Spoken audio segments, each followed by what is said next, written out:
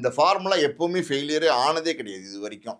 So Pradeep ரங்கநாதனை பொறுத்த வரைக்கும் லவ் டுடே அப்படின்னும் போது, லவ் டுடே அவருடைய முதல் படமே பார்த்தீங்கன்னா, இந்த ஜென்சி கிட்ஸினோட காதல் இருக்கு பார்த்தீங்களா? இன்னைக்கு இருக்கிற இளைஞர்களுடைய காதல், இன்னைக்கு இருக்கிற இளைஞர்களுடைய மனநிலை என்ன அப்படிங்கிறத வந்து ரொம்ப தெளிவா, ரொம்ப ரொம்ப தெளிவா கிறிஸ்டல் கிளியர்ன்னு சொல்லுவாங்கல்ல. ஒரு தண்ணிய நீங்க பார்த்தீங்கன்னா, எந்த விதமான களங்கமும் இல்லாம அப்படியே பளிச்சுன்னு தெரியும். உங்க முகம் தெரியும். அந்த அளவுக்கு வந்து அந்த படத்த வந்து ரொம்ப பெர்ஃபெக்ட்டா எடுத்திருந்தார். அது ஒரு இந்த இந்த இன்றைய கால இளைஞர்கள் என்னென்ன பண்றாங்க? இந்த காதல் அப்டின்னா அது என்ன?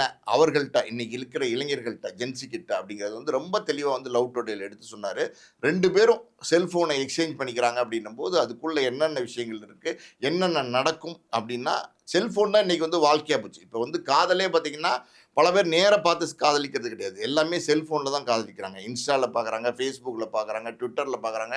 இப்படி வந்து இந்த மாரி இந்த சோசியல் மீடியாவ பயன்படுத்தி பல பேர் வந்து அவங்களுக்குள்ள ஒரு அறிமுகத்தை ஏற்படுத்திக்கிறாங்க. அந்த அறிமுகம் வந்து அடுத்தடுத்த கட்டத்தில வந்து காதலா மாறுது. பல நேரங்கள்ல வந்து விபரீதமாவும் முடிஞ்சிருது. நெறைய இடங்கள்ல நம்ம கேள்விப்பட்டிருக்கிறோம். பல பெண்கள் வந்து ஏமாற்றப்பட்டிருக்கிறார்கள். இந்த மாரி நடக்குது. உண்மையான காதலே பார்த்தீங்கன்னா, இப்போ வந்து இந்த மாரி சோசியல் மீடியால தான் தொடங்குது. அப்படி இருக்கும்போது இதை வந்து அப்படி பட்டாவர்த்தமா அதாவது வந்து அப்படியே வெளிச்சம் போட்டு காட்டினாரு. அதனால அந்த படம் மிகப்பெரிய வெற்றி.